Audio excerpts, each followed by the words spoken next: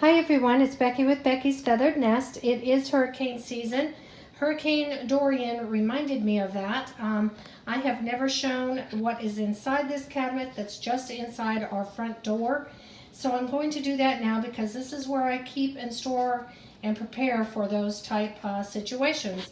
Hurricane Dorian did not come our way, but it did remind me that you have not seen this cabinet. So that's why I'm doing this video. And I'm going to start with, yes, that's my fall decor. I'm going to get to that, I promise, hopefully this week. So I'm going to show you what I start off doing first.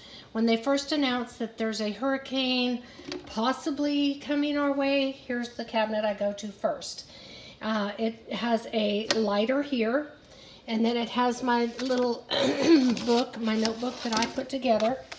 Right here, and this is what I start going through. First, we make sure we have a tank with a car that has a full tank.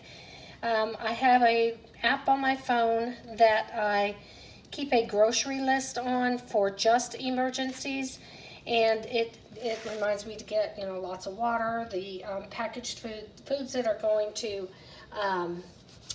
last a long time, and that we don't have to cook if our electricity and stuff goes out. So it's got those type foods and things on it. We pack my prescription medicines in our bug out bags, which I'll show you in just a minute.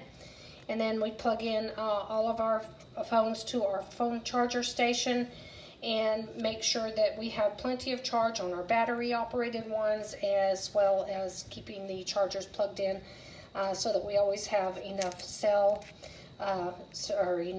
charge on our cell phones. And then we put our large lockbox in a Ziploc bag, which I'll show you also in a minute. We put a battery in our clock and set the time. We fill our water jugs with water, fill the tub with water, fill our drink urns with water, unplug small appliances, computers, etc. Take a quick video of the house inside and out for insurance purposes. We pull our outdoor bins up closer to the house for flooding of the lake, and keeps it farther away. And Hurricane Harvey didn't help. We just about flooded inside the house, so they did get flooded this last time. We tie our outdoor chairs together. That makes them less likely to go very far. We unplug our fountain and yard lights, and then we gather some of our sentimental items and load them into our cars, photo albums, things like that. And then if we end up having to evacuate, we use our other cabinet over here that has our bug out bags in them. We grab our pets and all the items in that side of the cabinet, and if there is enough time, we turn off the main electricity and water shut off. And then inside our bug out bags, I have listed what is in each little pocket or bag here, so that if we do end up using our bags, I can replenish or replace anything that needs to be replaced. So that's what this is for. I mainly use this list here and start preparing, which is this side of the cabinet. In this side of the cabinet, and it is dark, I'm sorry, I have a battery operated lantern. I have this, which I've already unzipped because I tried this to film this a little bit ago and couldn't get it open with one hand. It has a candle in it. This is called an emergency candle. It looks like a regular candle, but it does burn slower than a normal candle. I'm not even sure where you get these. I've had it for so long. I think I got it in one of the homes we bought had it in a welcome basket, I believe.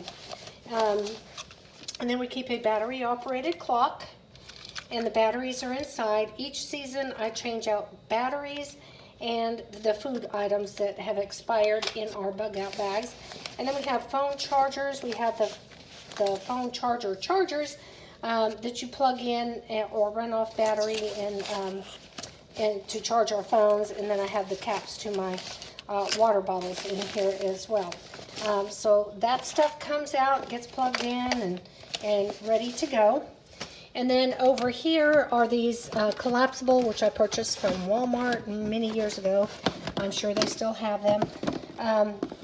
They're collapsible, I believe 5 gallon water jugs. I put one of these at each sink. This allows us to wash up some dishes. We tend to use paper products at this time to save on water. And what else? We wash our hands or a few dishes, things like that. We fill up our bathtubs to use as maybe getting a bucket and of that to maybe sponge bath or something like that. So this, and then we keep our water bottles, some more jugs of water here for drinking, as well as these. You can drink. I just fill them up from our sink and use those for brushing teeth, you know, just all the little things that you need water for. Other than a bath. So we tend to do a more, if we have no water, we do a sponge type bath.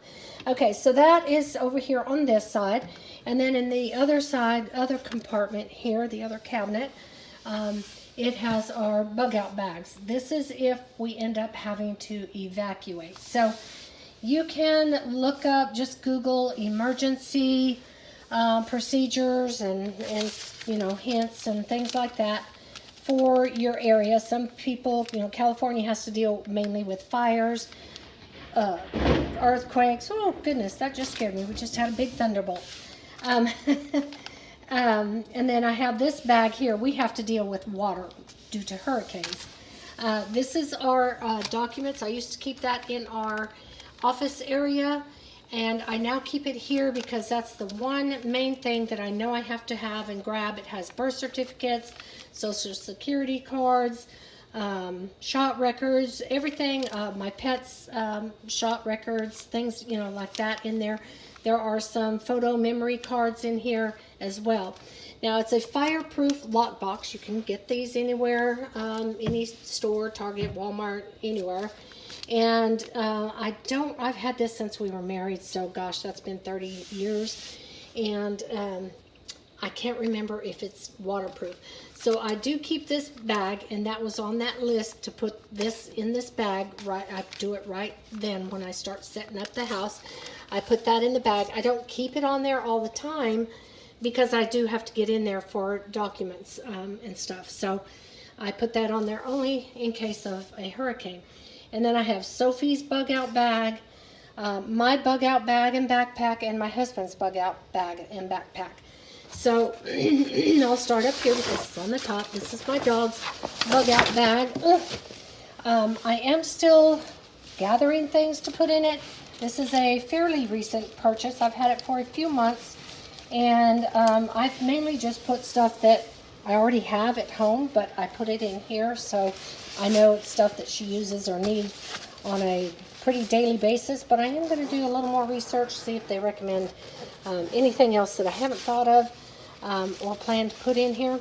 I know that one time that I looked up, they said a leash, a non-extendable leash. So she has her little, I guess you would call it one length leash in here with two different harness. She has a sweater harness, and then she has just a regular harness in there as well. Okay. Never mind. Okay, I'll go ahead and show you. So just a regular harness like that. I have a towel in case she does get wet. I can dry her off with a towel. And then she has just a little blanket in case, you know, she's cold and shivery and, you know, that kind of thing. And then she's also pad trained, if you've seen any of my other pet videos. So I do have these because if there is flooding out there, she's not going to want to get out there. Or you know, if we're in the car, if we've already bugged out, she's not going to want to get out of the car to go to the restroom. I'll have to put one of these on the floor for her to use on the floorboards. So I have several of her potty pee pads, and then I have bottled water here for her drinking. And in this case, she has her dog food, which I also have stored in a baggie to help keep it dry as well, drier. So that is in there. And then she has her dog and collapsible dog and food bowls in here. In case she does start getting nervous and stuff, I have some of the lavender drops for her. I may check in to my with my vet and see if there's something else that maybe I should be taking, some sort of a calming drop or something. So I will check with my vet on that. But otherwise, I have the little calming oils that I can kind of use, put on her blanket or something. And then a couple extra pockets that I could put her paperwork in, but I will most likely keep them in my lockbox. Maybe put a copy so that if I do bug out, I will have them. Anyway, extra pockets, so I have room to grow here and do more research on and pack her bag. I also have this front-loading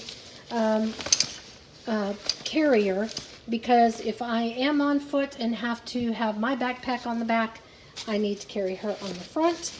So I have that. And let me see here.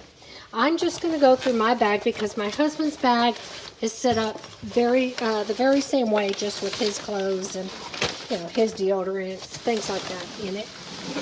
Now, if we're told to evacuate, this is what I call our car bag. This is for us to survive if we had to for a few days in our car, because there have been known cases where the traffic gets so backed up, people run out of gas, get stranded on the road, and can't go anywhere. So we would be living out of the car for a couple days, possibly. Hopefully we'll make it to our destination, and this will just be our overnight case at Grandma's house, which is where we relocate to and where we would be heading. So in each bag, though, should we get stranded, each bag is set up with food, clothing, and shelter items. Everything I have is kept in these bags to help keep things dry, because that's all we're dealing with is tons and tons of water. So in these bags here, I have, like I said, I have my grocery list. I go and you can get the pre-packed meats. We have granola bars. I get the little not canned, they're in the little plastic items, little plastic containers of, see if you can see that, fruit cups, if you can see that, that's got applesauce, I believe, and then Vienna sausage, things like that. So there are 2 days worth of 2 meals, unless you count the granola bar as a breakfast, unless you have it as a snack, I don't know. But of course we're not eating to fill our bellies up, just to get something in them. But so it's not a ton of food. But we have that, and then our clothing bags for 2 days worth, and each bag contains everything you need, the outer clothing, your underclothing, socks, pajamas, everything that you would need in a bag. And then on this bag, this is a survival, it's called the emergency survival. You can pack things individually, which I chose because you can also buy the packs of them already made up for you, and I believe they have them at Walmart, in the same section as all this individual stuff. I ended up getting the individual stuff because there are different versions of those emergency bags, and some of them would have part of what I wanted, then another one would have another part, so I ended up just getting individual pieces and packing it with everything that I wanted. So there are things like compasses, the whistle, 5-in-1 tools, soaps, these thermal, blankets here that, warming blankets that keep you warm, even though they're very thin. There's a little shelter, kind of pup tent thing made of plastic, trash bags, rain ponchos, fire starters, which, girls, if you know what these are, they're great for fire starters, just so you know that. And towels and washcloths that expand, stuff like that. Glow sticks, because believe it or not, sometimes just a teeny tiny bit of light can be a godsend. So anyway, you can look up those things or check out the bug out bags or emergency kits, whatever they're called. at Walmart and other stores, and kind of pick and choose what you want, which one you want. This one I call my purse pocket because I keep small baggies in here for my phone, cash, driver's license, social security cards, things like that you might have in your purse, need to take with you, but you don't want to carry a purse either. And, you know, keep them dry. And then I keep sunglasses and a pair of reading glasses in there as well. And then this one I call my desk pocket. And researching on things to go in your bug out bags. They recommend a little thing of sticky notes to, if you had to stick it on something that says your name and where you can be found, or you know, something like that. You can do that, or if you had to give someone an emergency number to call, you know, stuff like that. So, and then a pair of scissors and some pens and a Sharpie. I've heard if you had to write a message on a wall that says we escaped through the ceiling or rooftop or whatever, you know, that sort of thing. And then I also keep a first aid kit on that side. So that's it for the main big bug out bag that goes in the car if we have to survive in the car. And then if we have to get out on foot, because yes, I have known people who have been stuck in their car, the water keeps rising, starts filling up the cars, and they have to take off on foot. So we have our backpack. It's a mini version of this. It still has food, clothing, and shelter. Same type items, but less of the clothing. So this still has all the same emergency stuff in it. I can't remember if I said on this tape, I keep the little packs of already made up with little salt and pepper packets, with the plastic food utensils, a napkin, that sort of stuff inside here as well. And then I also keep the hat and gloves in here. I keep a pair of work gloves in here as well, because many times we have had to help other people push a car off the road, help someone get out of the car, whatever. And then our bag of toiletries, because if we do make it to our destination, you know, I may not want to shave my legs in the middle of, you know, surviving in a car.